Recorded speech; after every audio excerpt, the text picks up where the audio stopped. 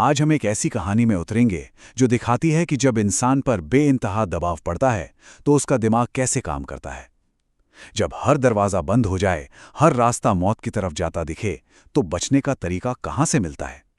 चलिए, आज दूध वाले के इस धोखे की रणनीति और इसके पीछे की सोच को परत दर परत समझते हैं।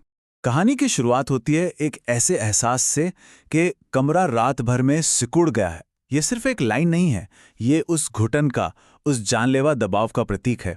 सोचिए, जो दीवारें कभी आपको महफूज महसूस कराती थीं, अब वही एक जाल बन चुकी हैं जो आपको कुचलने के लिए तैयार। तो ये कोई मामूली बंद कमरा नहीं था।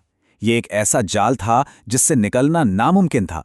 एक ऐसी सिचुएशन जिसे जानबूझकर इतना मुश्किल बनाया गया था कि दिमाग काम करना बंद कर दे। यहां से बाहर निकलने का कोई सीधा या आसान रास्ता बचा ही नहीं था। और ये जाल देखिए कितना गहरा था। एक तरफ फर्श पर पड़ी एक लाश मुझे हत्यारा साबित करने के लिए काफी थी। ये था कानूनी जाल। बाहर सड़क पर पुलिस के बूटों की आवाज और सीटियां, मतलब सरकारी शिकंजा भी कस चुका था। और इतना ही नहीं, भीड़ में मेरे दुश्मन भी थे जो मुझे मारने के लिए ही वहां खड़े थे। मतलब मैं हर तरफ से घिरा हुआ था। तो अब सवाल यही उठता है ना, कि जब हर दरवाजा सीधे कब्र के तरफ खुलता हो तो कोई बस यूं ही उठकर बाहर कैसे जा सकता है। इसका जवाब देखिए ताकत में या लड़ने में नहीं था। इसका जवाब छिपा था एक ऐसी तरकीब में, एक ऐसे धोखे में जिसके बारे में कोई सोच भी नहीं सकता।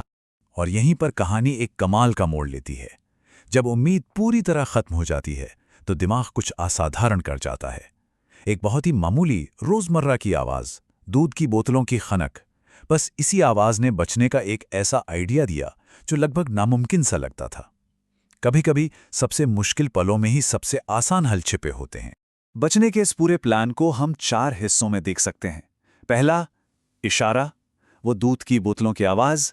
दूसरा, कॉन्सेप्ट, उस आवाज को एक एक्शन प्लान में बदलना।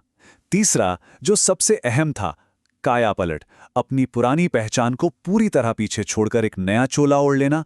और आखिर में नतीजा, एक भागा हुआ मुजरिम अब एक आम सा अदृश्य आदमी बन चुका था। यह सिर्फ भेस बदलना नहीं था, यह एक तरह का मनोवैज्ञानिक पुनर्जन्म था। आईने में जब मैंने अपनी शक्ल देखी तो मैं खुद को पहचान नहीं पाया। उस एक पल में मैं कोई भागा हुआ मुजरिम नहीं था जो नाटक कर रहा था। मैं अदृश्य था। मैं सच में वो दूध वाला बन चुका था। ये बदलाव सिर्फ कपड़ों का नहीं, बल्कि मेरी पूरी पहचान का था। और इसी ने मुझे वो हिम्मत दी जिसकी मुझे सबसे ज्यादा जरूरत थी। तो अब आता है इस प्लान का सबसे खतरनाक हिस्सा। जाल से भागना नहीं, बल्कि जाल के अंदर सीधे खतरे की ओर चलना। और वो भी पूरी मासूमियत का एक ऐसा नाटक करते हुए जिस पर सबको यकीन आ जाए। जरा इस पल को महसूस कीजिए। अंदर दिल किसी हथौड़े की तरह बज रहा है। डर है कि बस अब पकड़े गए। और बाहर मैं एक लापरवाह दूध वाला हूं जो मजे से सीटी बजाता हुआ जा रहा हूं। यह मेरी जिंदगी का सबसे बड़ा और सबसे मुश्किल रोल था। एक भी चूक और खेल खत्म। और फिर सामने आई आखिरी रुकावट, दरवाजे पर खड़े 2 पुलिस वाले। ये मेरे इस नए भेस का फाइनल टेस्ट था।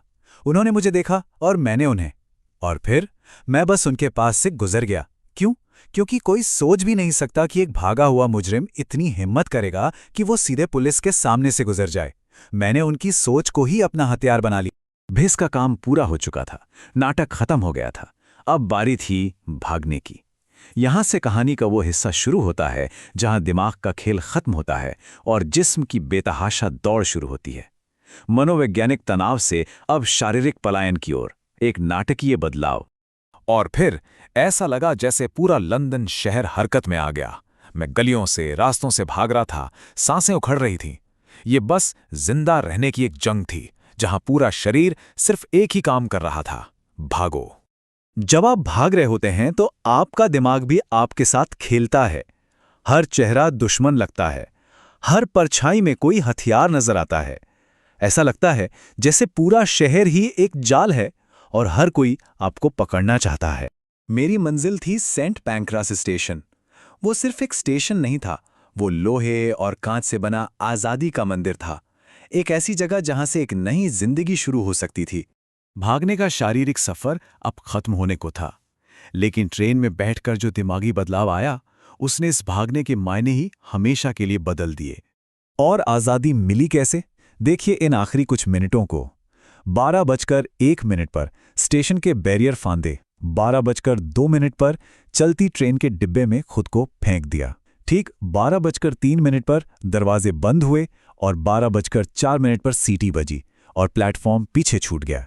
हर सेकंड कीमती था, गलती की कोई गुंजाइश नहीं थी। ट्रेन जैसे ही आगे बढ़ी, मुझे एक बात साफ समझ आई। अब मैं खतरे से नहीं भाग रहा था, मैं किसी चीज की तरफ भाग रहा था, एक नए मकसद की तरफ। कभी कभी जिंदगी में ऐसे संकट ही आपको एक नया मकसद दे जाते हैं जो शायद पहले कभी था ही नहीं। और यही इस कहानी का सबसे बड़ा सबक है। तो ये कहानी हमें एक बहुत गहरे सवाल पर छोड़ जाती है। जब जिंदा रहना आपकी एक अभिनय पर निर्भर करे तो आप किसका नकाब पहनना चाहेंगे? इस कहानी में जवाब था एक आम सा अदृश्य दूत वाला बनना।